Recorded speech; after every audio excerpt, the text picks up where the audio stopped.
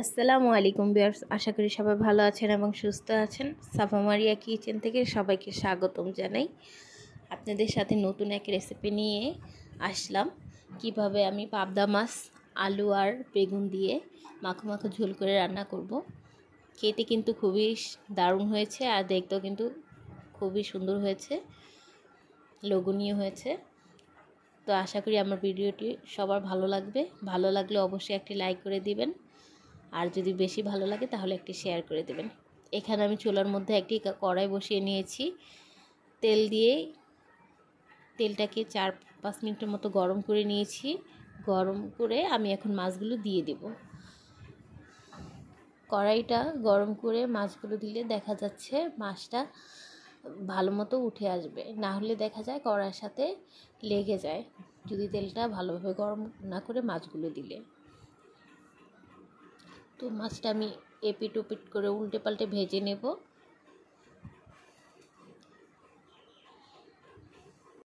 আমি বেশি কড়া করে ভাজা করব না, হালকা করে ভেজে নেব। আপনারা চাইলে মাছটা না ভেজেও রান্না করতে পারেন। এখন আমি মাছগুলো উঠিয়ে ওই তেলের মধ্যেই পেঁয়াজ কুচি দিয়ে হালকা করে পেঁয়াজগুলো ভেজে নেব। ভাজা হয়ে আসলে 1.5 চামচ আদা রসুন বাটা দিয়ে একটু নেড়েচেড়ে 2 মিনিটের মতো কিছুটা পানি দিয়ে আবার 2-3 মিনিটের মতো একটু কষিয়ে নেব।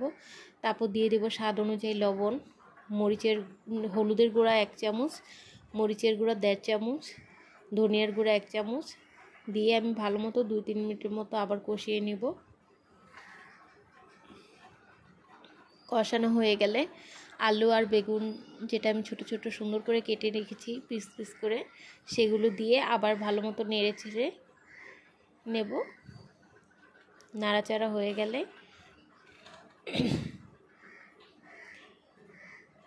একটা ঢাকনা দিয়ে কিছুক্ষণ ঢেকে রান্না করে নেব। এখন ঢাকনা উঠিয়ে আবার কিছুক্ষণ নেড়ে চেড়ে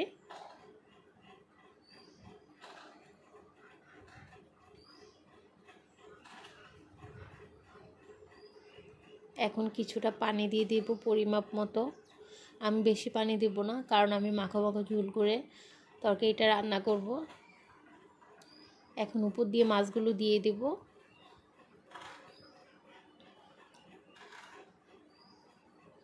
এখন ঢাকনা দিয়ে ঢেকে আবার কিছুক্ষণ রান্না করে নেব, যাতে করে মাছটা হয়ে আসে, তরকারিগুলো সিদ্ধ হয়ে যায়। তো হয়ে এসেছে। এখন আধা চামচ জিরা ফাঁকি আমি হাতের মাধ্যমে নিয়ে পোড়াটা ছিটিয়ে দিলাম, আর কিছুটা ফ্রিজ থেকে ধনিয়া পাতা কুচি নিয়ে আমি উপর দিয়ে ছড়িয়ে দিলাম। এখন আমি চামচ দিয়ে নেড়ে চেড়ে দেবো না, কারণ মাছগুলো ভেঙে যেতে পারে, সেই জন্য আমি